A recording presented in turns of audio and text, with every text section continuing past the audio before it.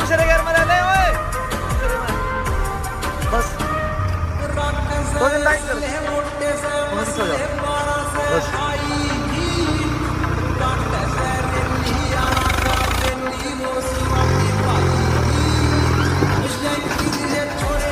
solo में छोड़ दे solo में छोड़ दे सोलो में रोक ले ये बालक भी ट्रेंड करने अरे क्या पीछे रह ले वो दवाल ना गया गियर भी लाने हमसे